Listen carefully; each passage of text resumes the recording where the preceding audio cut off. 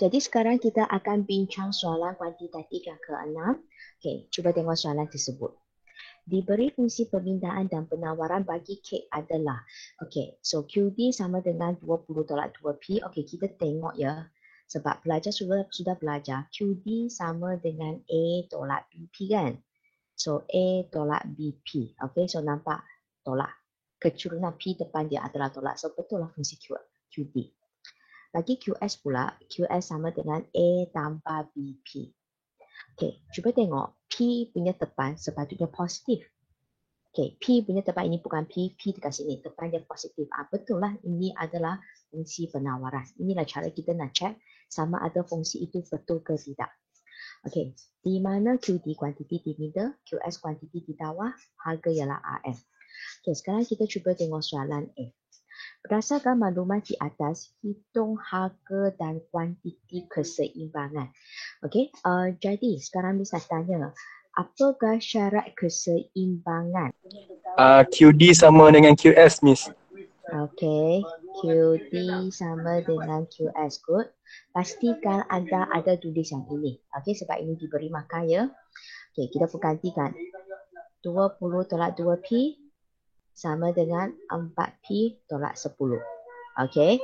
Okey, lepas tu kita cuba tengok 20 tambah 10 sama dengan 4P tambah 2P. Okey, jadi kita pun selesaikan 30 sama dengan 6P. P sama dengan berapa? 5, Miss. 5. Kalau 5 saja tak tepat jawapan kamu. 5 unit. 5 unit, berapa tu? RM5. RM5. Silap. Okey. 5, RM5. Silap. Okey, thank Saya you. lupa.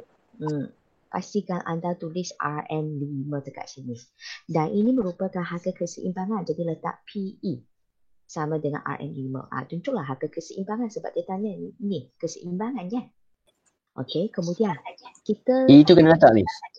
saya galakkan orang letak E supaya tentukan itu harga keseimbangan. Okey, biasakan diri anda.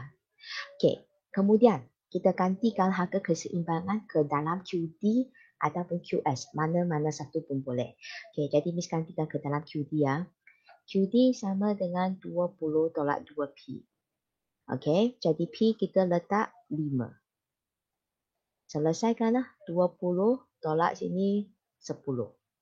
Jadi, okey, 20 tolak 10 itu 10 unit kan? Kuantiti unit. Q dekat sini juga sama, I nak you tulis QE, merujuk kepada kuantiti keseimbangan. Sebab tak, kalau nak ikut balik QD, dia kata kuantiti di middle je. Okey, itulah sebab Miss nak you orang biasakan diri.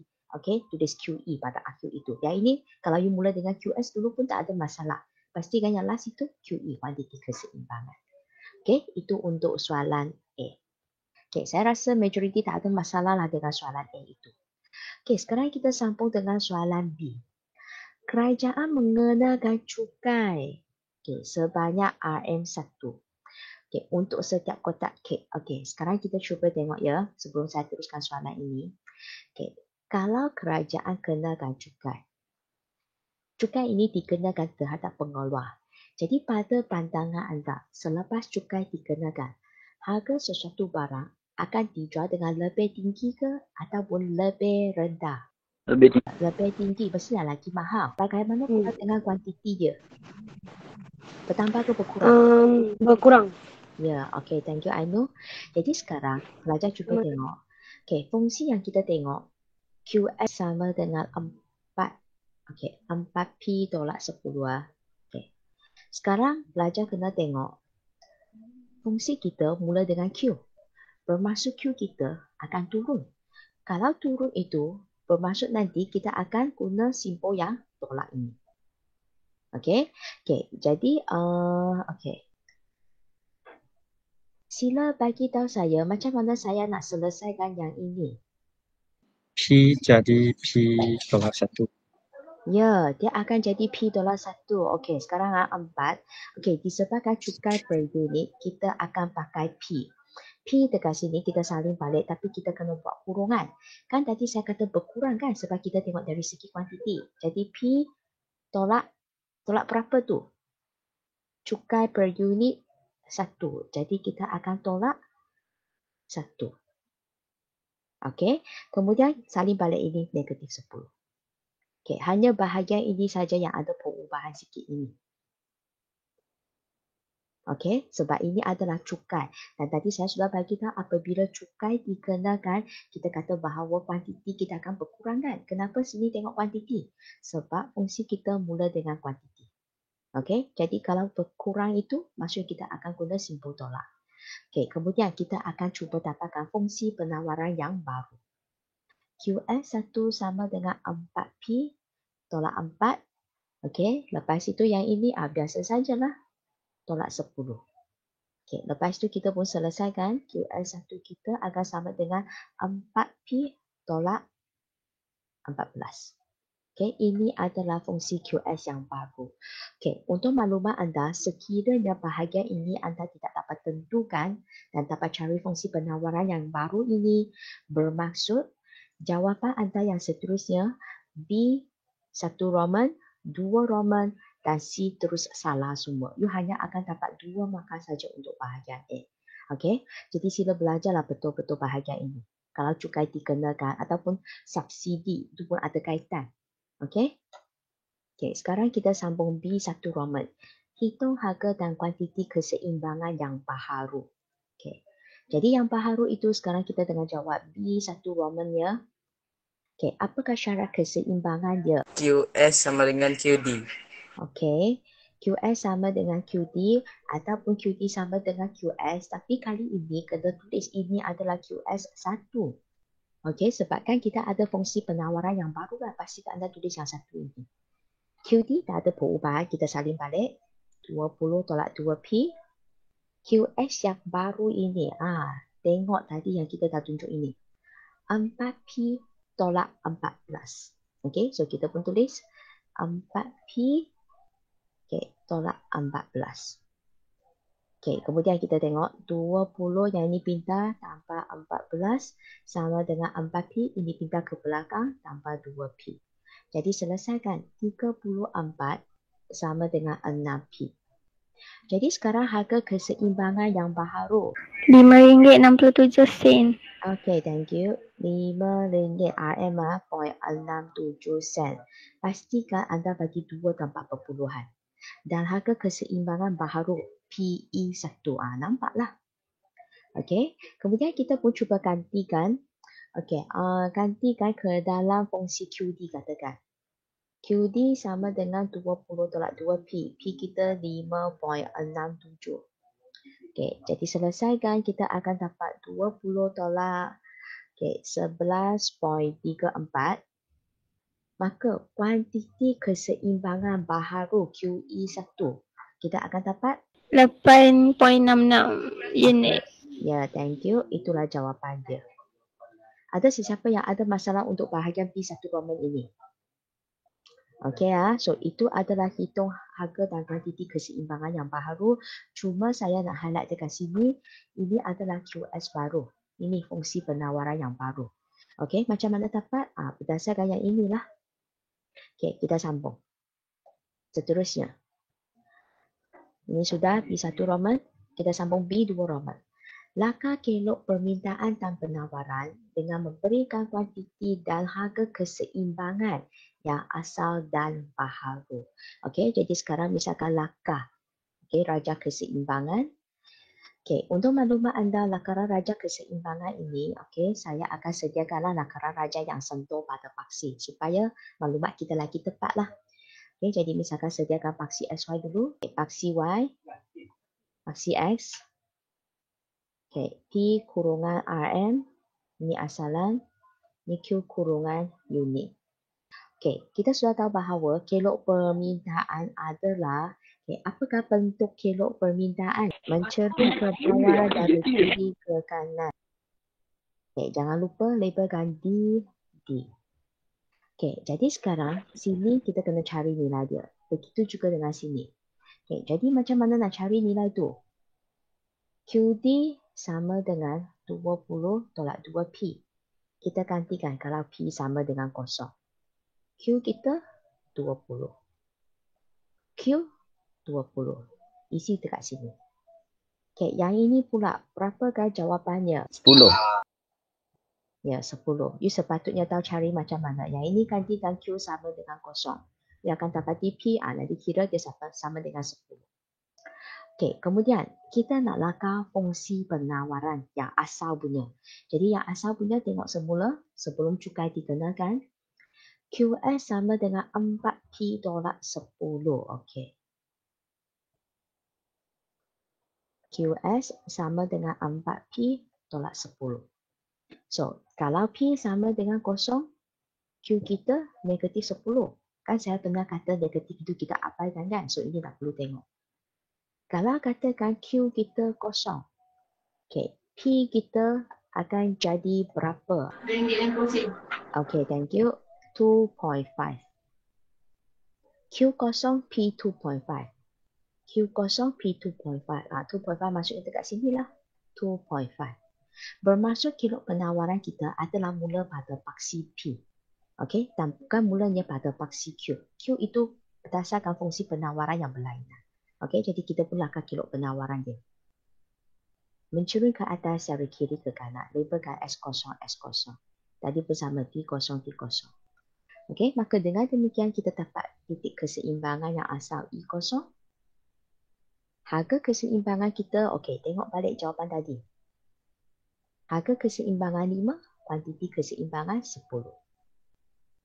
Jadi harga keseimbangan 5, kuantiti keseimbangan kita 10. Okey, itu adalah keseimbangan yang asal. Okey, kemudian kita tengok keseimbangan yang baharu. Okey, kena lakar fungsi kita dulu, fungsi yang baru. QS1 sama dengan 4P tolak 14. Okey, QS1 sama dengan 4P tolak 14. Okey, jadi yang ini pun sama, you gantikan P kosong, Q kita dia akan mula dengan negatif. Jadi ini kita tak nak. Kita gantikan. Kalau Q kosong, P itu akan jadi berapa? RM3.50. Okey, thank you. RM3.50. So, bermaksud RM3.50. Okey, agak-agak kat sini lah. Okey, kelok penawaran kita juga sama mencurun ke atas dari kiri ke kanan. S1. Dan jangan lupa tunjuk anak panah. Okey, selepas anda sediakan kelok penawaran ini, kita dapati bahawa kelok penawaran kita beralih ke sebelah kiri kan. Bermaksud SS kita turun lah. Okey, sebab kita kata dia beralih ke sebelah kiri. Okey, balik ke sebelah kiri, SS turun. Kenapa SS turun? Disebabkan kerajaan kenakan cukai. Logik kan? Masa kita belajar penentu penawaran, kan ada penentu yang berkenaan dengan dasar kerajaan. Dan kita kata yang berkaitan dengan cukai. Cukai dikenakan menyebabkan penawaran berkurang. Nampak penawaran berkurang. Itulah sebab kilo SS beralih ke kiri. Lagi satu, pelajar boleh nampak. Okey, tengok kecurunan dia sama 4P, 4P. Itulah sebab kita kata dia adalah selarik. Okey, dan kemudian cuba tengok. Dulu ialah negatif 10. Sekarang negatif 14. Sudah berkurang. Okey, itulah sebab SS kita akan turun. Okey, kita sambung. Kita akan tentukan keseimbangan yang baru di mana kelok D bersilang S1. Ini adalah E1. Kita ada harga keseimbangan baharu dan kuantiti keseimbangan yang baharu. Jadi harga keseimbangan baharu 5.67, kuantiti 8.66. Okey, so sini pun tulis 5.67. Yang ini 8.66. Okey, jadi sekiranya anda dapat sediakan raja keseimbangan ini, kita dapat makan penuh lah. Tapi jangan lupa, harga keseimbangan kita meningkat, tunjuk anak panah. Kuantiti keseimbangan kita menurun. Tunjuk anak panah dua-dua ini. Barulah layak dapat makan yang penuh untuk B2 Roman. Okey, seterusnya. Okey, B2 Roman ini satu ya. Okey, kita nak sambung yang seterusnya berkenaan dengan beban cukai bagi pengguna dan juga pengeluar. Okey, kita tengok raja ini. Okey, berkaitan dengan beban cukai ini yang ditanggung oleh pengguna ataupun pengeluar, saya ada ajarlah beberapa step yang boleh tentukan. Okey, jadi apakah step pertamanya? Tebalkan kilo asal. Okey, kilo asal itu kilo apa? D kosong dengan S kosong. Okay, very good. Thank you Suhaila. So kita tebalkan. I guna pen yang berwarna biru ya. Okay, so nanti pelajar hanya fokus kelok yang berwarna biru sahaja. Okay, itu adalah step pertama. Tebalkan kelok yang asal. Okay, apakah step yang kedua? Bulatkan kuantiti keseimbangan baru. Mana satu kuantiti keseimbangan yang baru? 8.66. Okay, very good. Thank you. Okay, nanti fokus kelok yang berwarna biru ini sahaja dan kita sudah bulatkan kuantiti yang keseimbangan yang baru. Okay, jadi dekat sini kita akan bagi dia naik sehingga sentuh kelok yang berwarna biru sahaja. Okay, 8.66 naik. Bagi dia jalan-jalan. Naik. Sentuh kelok. Sentuh kelok penawaran. Jadi dia adalah berkenaan dengan siapa? Pengguna ke pengeluar? Pengeluar. Okay, thank you. Tetapi tengok sini, okay, kita dapati bahawa tak ada apa-apa maklumat dekat sini kan. Tak ada dotted line. Jadi kita sendiri pun buat dotted line tu. Okay. Okay. Dan kemudian pelajar boleh tulis, okay, yang ini, tulis siap-siap dulu ah. Yang ini adalah berkenaan dengan pengeluar. Okay, itulah cara kita tulis. Okay. Lepas tu, kita bagi dia naik lagi. Jalan, jalan, jalan, jalan. Sentuh. Kelok yang berwarna biru itu, kelok apa? Kelok permintaan. Jadi, kelok permintaan itu berkaitan dengan siapa? Permintaan pengguna. Okay, thank you. Okay. So, kita pun tahu yang atas itu adalah pengguna punya. Yang bawah itu adalah pengeluar. Okay, cuba tengok ah. Tadi dari titik sini ke titik sini, this gap. Okay, ini sebenarnya merujuk apa benda ini?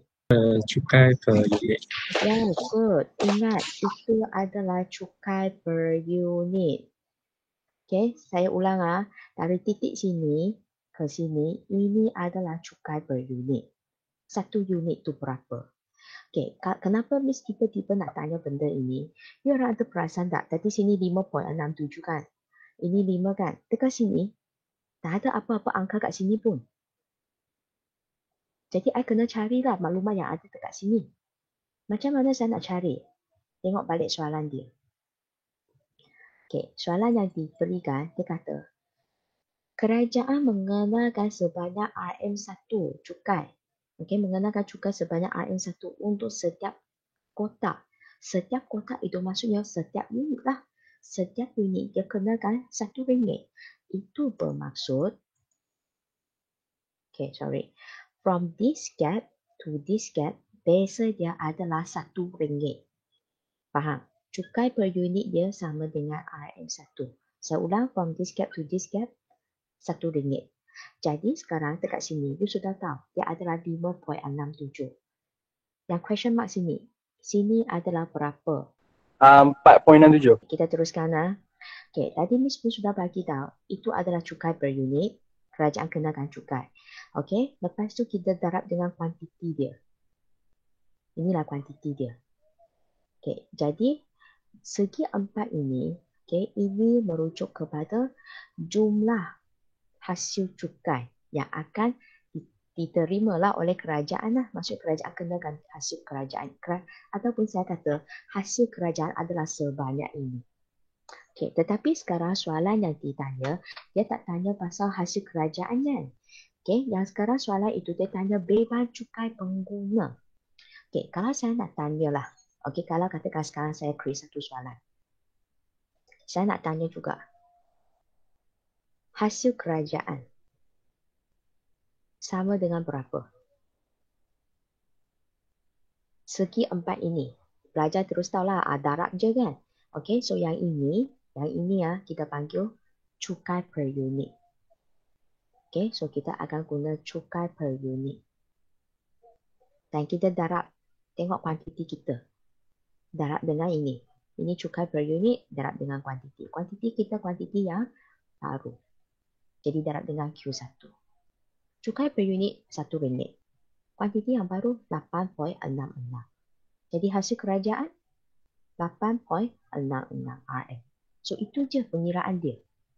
Okey, tetapi sekarang soalan itu dia nak kita cari beban cukai yang ditanggung oleh pengguna. Okey, so Miss pun tulis beban cukai pengguna. Okey, pengguna punya kita boleh nampak dia berada di atas kan. Okey, jadi kerajaan kenakan cukai. Sebahagian cukai akan ditanggung oleh pengguna. Kan pelajar sudah tuliskan tadi, sudah tengok sebab sentuh kilo judi jadi pengguna. Pengguna punya berada di atas sini. Okey, yang warna kuning tu. Okey, jadi sekarang kita nak hitung luas segi empat ini. Sebelum kita hitung luas dia, you kena tahu rumus dia. Okey. Tadi punya ini cukai per unit darab dengan kuantiti satu. Sekarang juga sama, kuantiti kita kuantiti satu. Tapi adakah ini cukai per unit? Bukan. Bukan. Jadi dia adalah apa? Beban cukai unit pengguna. Yes, good. You sepatutnya tulis, okay. Cukai per unit pengguna. Beban cukai per unit pengguna. Kenapa? Sebab sekarang pengguna. Ini pun pengguna lah. Darab dengan kuantiti satu. Okay. Boleh bagi tahu saya pengiraan dia? Yang luas warna kuning ni. 5.67 tolak 5 Lepas tu? darab 8.66. Okay, good. Okay, tetapi dekat sini, okay, anda kena tulis. Buat kurungan dulu. Okay. 5.67 tolak 5 darab dengan 8.66. Okay, Izatu, berapa jawapan anda? 5.8. 5.8 apa? 5.80. Yalah. 5.80 apa? Unit ke RM? Unit RM. Tengok hasil kerajaan RM sini mestilah RM juga. RM. Yes. Pastikanlah kalau you jawab soalan pengiraan, pastikan ada RM dekat sini. Okay, last one. Soalan yang seterusnya, dia juga tanya beban cukai pengeluar. Okey, jadi sekarang saya nak tanya, apakah rumus beban cukai pengeluar? Cukai per unit pengeluar darab Q1 Yes, itulah dia. Okey, so you pun tulislah beban cukai per unit pengeluar. Sama je dengan tadi, darab dengan kuantiti baru. Bagi tahu saya pengiraan dia. Buka kurungan. Okey. 5 tolak RM4. 5 tolak 4.67 Darab dengan?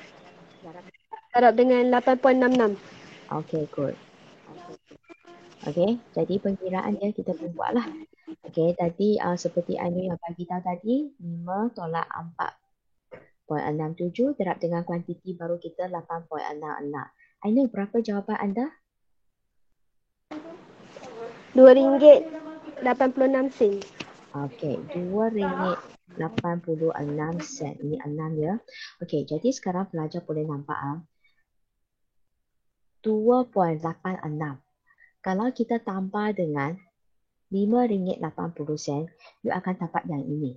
8.66 punya. So, bermaksud tadi memang kita guna cara ini untuk dapatkan beban cukai pengeluar. Sekiranya pelajar kata, Miss, boleh tak kalau saya kata beban cukai pengeluar sama dengan hasil kerajaan tolak beban cukai pengguna, which means kita guna 8.66 tolak RM5.80, you akan dapat yang ini juga, 2.86. Juga boleh diterima jawapan dia. Okay, so you boleh pilih lah mana-mana satu cara. Okay, so itulah berkenaan dengan soalan kuantitatif yang ke-6. Miss, yang kelok tu, Kelok. Okay, yang ini. dia memang kena sentuh paksi Okey, untuk maklumat anda, kalau soalan kuantitatif, soalan dia tak ada kaitan dengan lebihan pengguna ke lebihan pengeluar. Kalau kamu tak sentuh paksi pun tak apa sebenarnya. Tetapi Miss galakkan dia sediakan raja yang sentuh paksi. Sebab ada pelajar, contoh kalau permintaan tak ada masalah. You tengok soalan ini, kalau penawaran kita mula pada paksi P sini kan. Kalau you tak tunjuk pengiraan, ada pelajar yang kilo S dia akan mula pada paksi Q. Jadi akan wujud masalah lah dekat sini.